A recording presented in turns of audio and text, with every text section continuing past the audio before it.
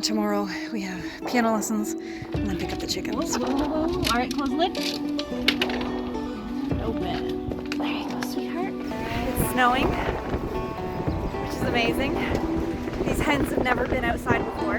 There's ventilation all around the top because this is meant to be for meat chickens in the hot of summer. So we needed it to have ventilation in it. So they're probably going to be cold. Cliffhanger. You'll find out next week what I decide to do about my newly arrived hens who weren't prepared for winter weather in mid-April.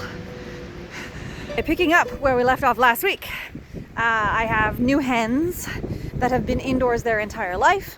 I have put them in their coop and it is going to go down to 1 degree tonight, almost freezing. So they're not acclimated to cold weather. They're going to be really uncomfortable. So I toyed with a few different options of what I could do. We thought about wrapping the ventilation holes in plastic so that the wind couldn't go through, but the coop isn't insulated, so it's going to lose heat quite quickly. We thought about moving the whole coop into the shed, but the shed, I don't know if you've seen how messy it is. That's a whole nother story that we're not prepared to deal with. We also considered taking them out of here and either putting them inside with the mamas and the babies or putting them in the coop. I don't really want to do that either. The coop is dirty. I don't want to move them. They've just been relocated. I want them to have calm and peace. So I waited to see whether they were going to perch on whether they were going to spend the night on the perches. They're not going to. The sun has set. Everybody's getting ready for bed and they're just bunking up on the straw. So I'm going to give them a blanket. We'll see if it works. So they can still use the bottom perch if they want to. They can also still go out here.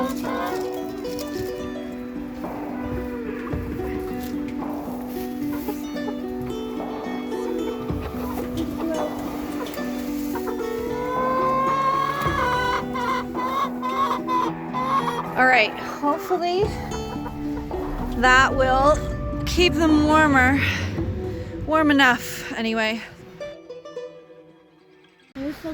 Hi guys. Should I open this or should I keep it? No, we'll keep it closed. I don't need to go in there. They got food, they got water, although their water has a lot of straw in it.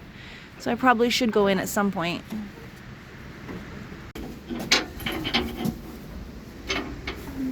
No? All right, so you just push it down. Push it down.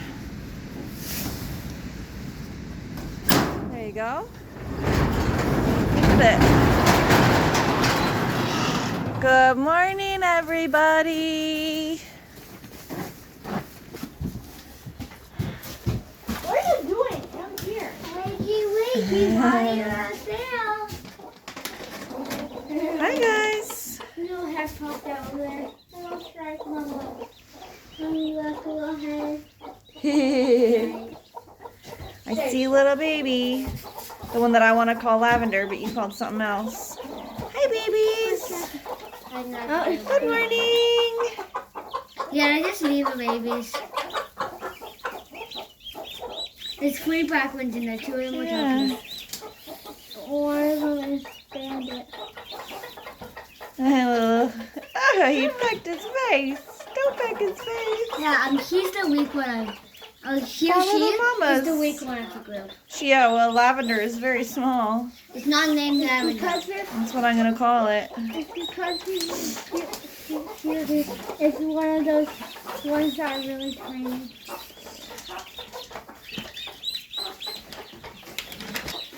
Alright, let's check under this thing and see that everybody in there is still alive. No dead babies. No dead babies. No dead babies. That's good news. Can I cuddle with one of the chicks? Yeah? One of the ones. I'm just gonna keep that down. No dead babies.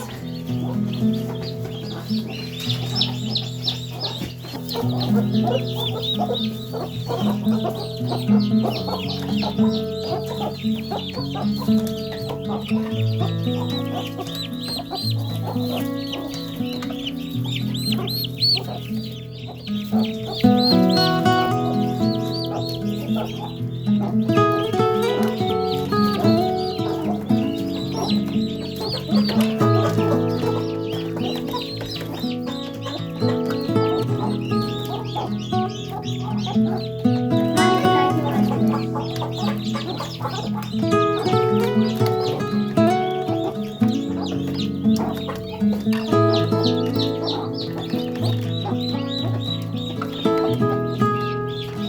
a lady like this. You're gonna blind him.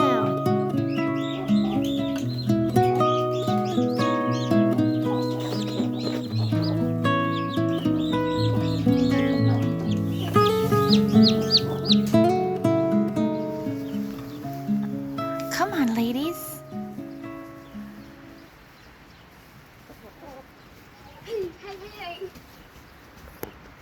I'm gonna try something drastic. Here we go. You ready, ladies? You ready? All right.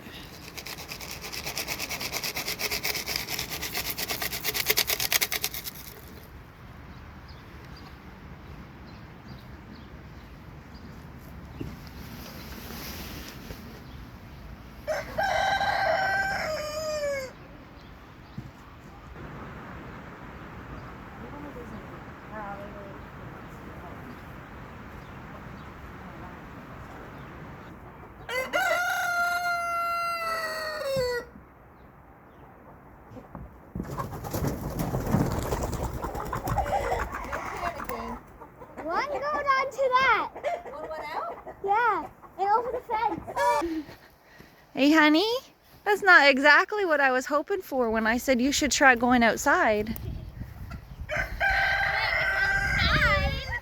Hey, that's a completely different story. Here, Abby, you hold that and see if you can film it. I'll see if I can grab her without her flying away. Hi. Can I help you?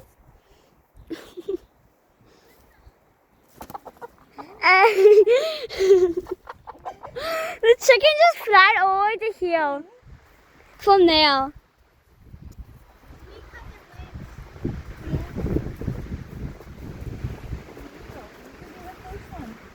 You can show everyone that it's safe to walk on grass. There you go. You want to take this back?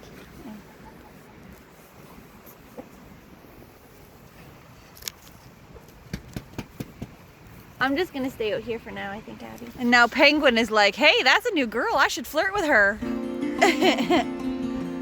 You flirting, Penguin? You showing off what big man you are?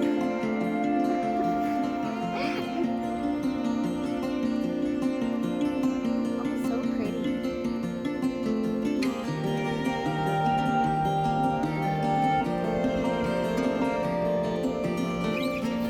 So I checked on the hens after about half an hour and they didn't want to go out, but about an hour later they are out and they're exploring the world and they're talking to the other chickens through the fence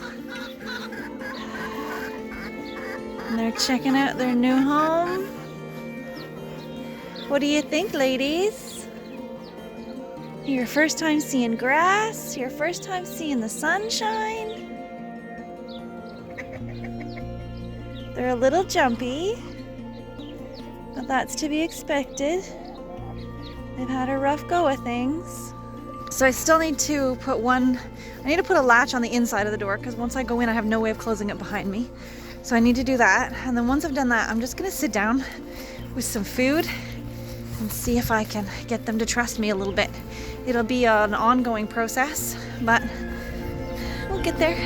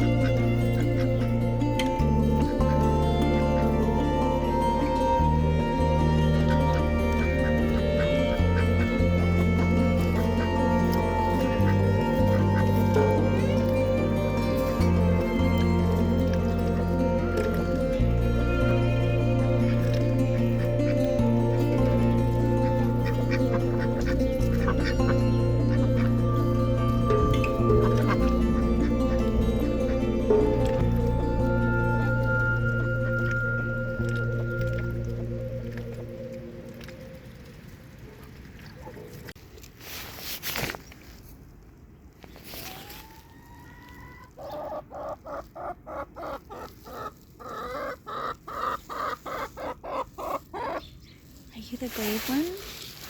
A little brave one. Mm-hmm.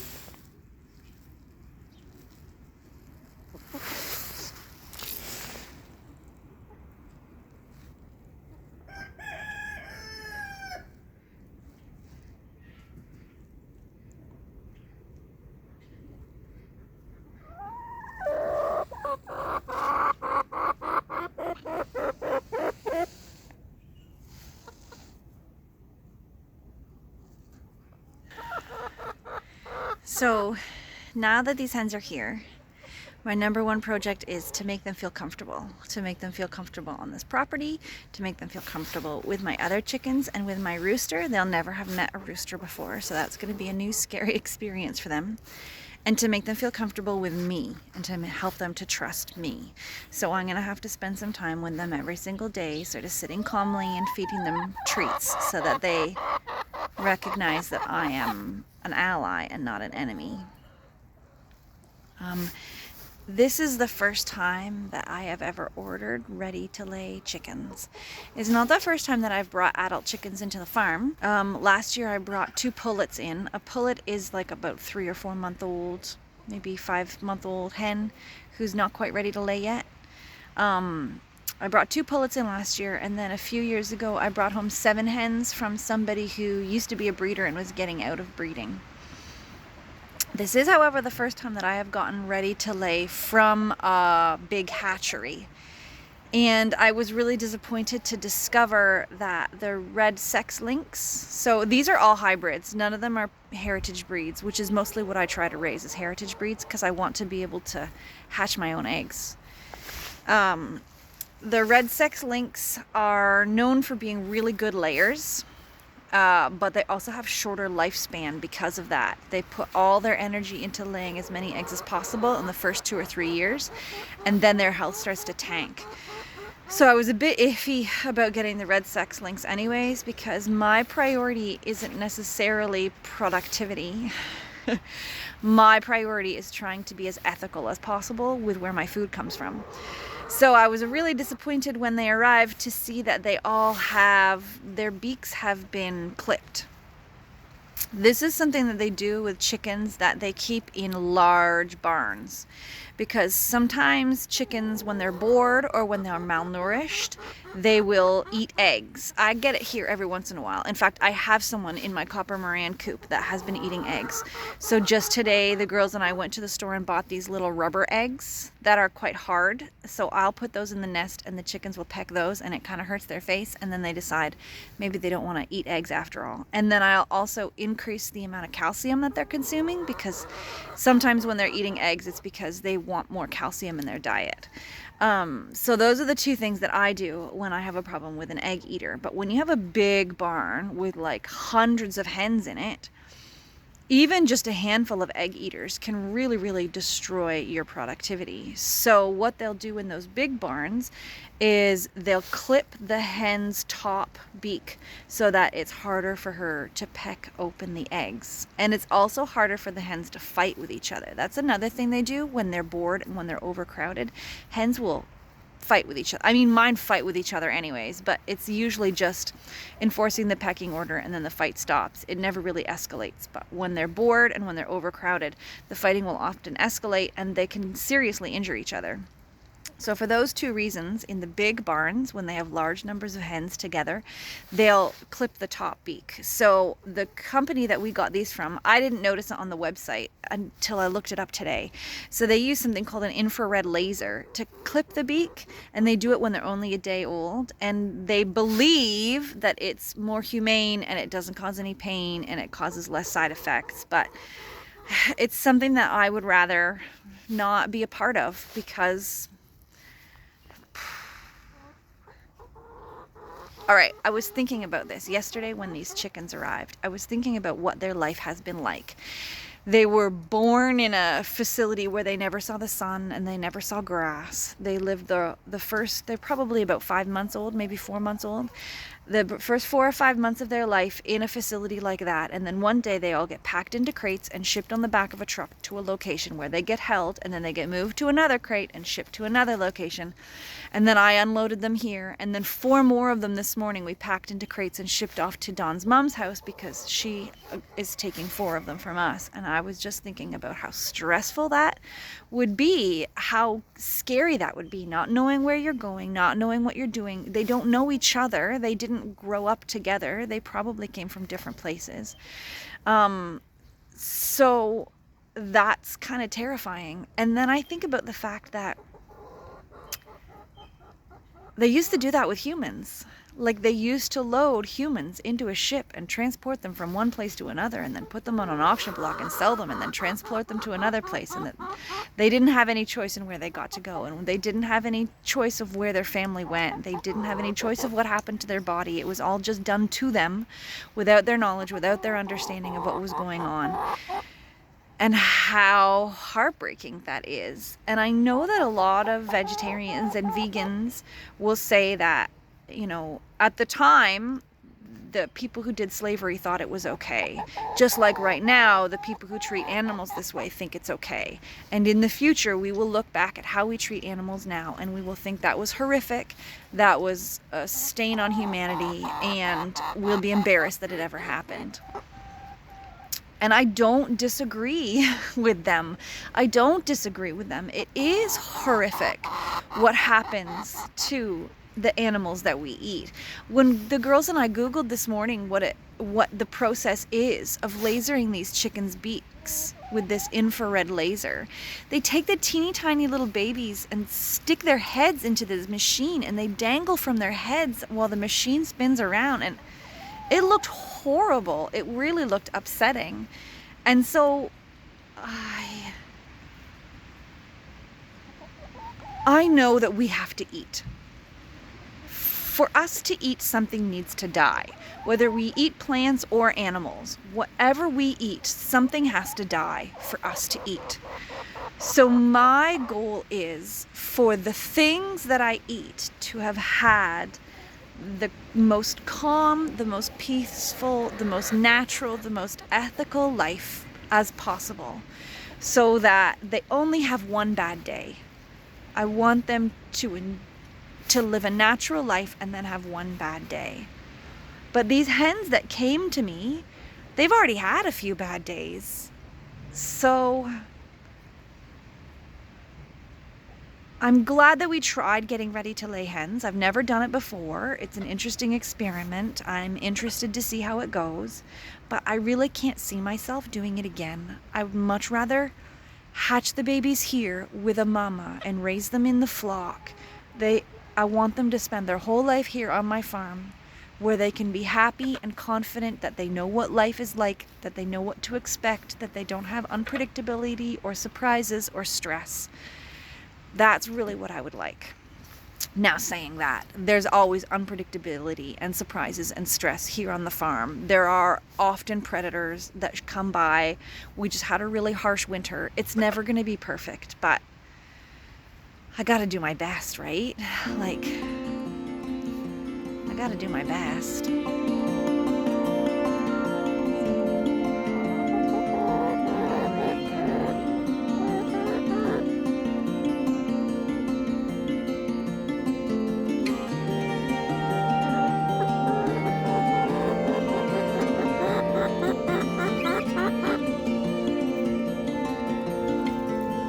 So one thing I notice is they don't know how to eat food off the ground. If I throw food on the ground, like I just threw some food to my old hen on the other side of the fence, she knows exactly what to do. She sees food hit the ground, she comes and she eats it. These guys, I threw food on the ground, they don't know what to do. It's just sitting there. There's loads of food on the ground that I've put here this afternoon, and they don't know how to eat it. They've never had anyone, you know. I show my mama hens raising the babies, and they make this noise to let the babies know that there's food here. And when the babies grow up, the rooster takes that job over. The rooster is the one who's always calling for the hens to let them know that there's food. So these guys have never had anyone doing that for them. He saw the food and he's telling the hens. That's what a good rooster does.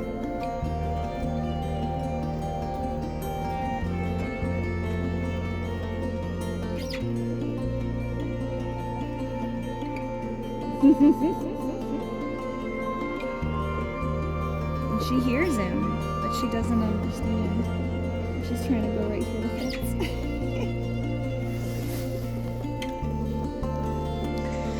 So I think that's it for this week. I'll leave it at that.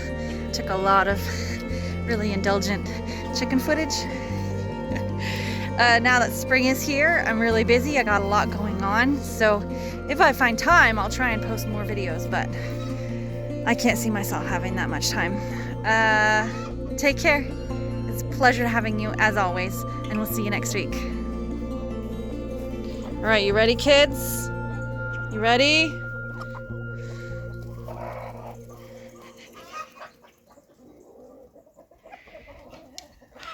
Penguin doesn't even bother.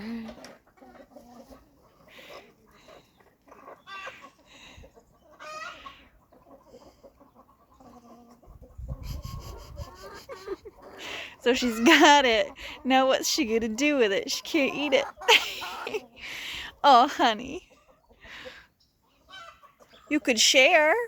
That's a crazy idea, I know. But if you put it down, someone else will take it from you. Oh, chickens.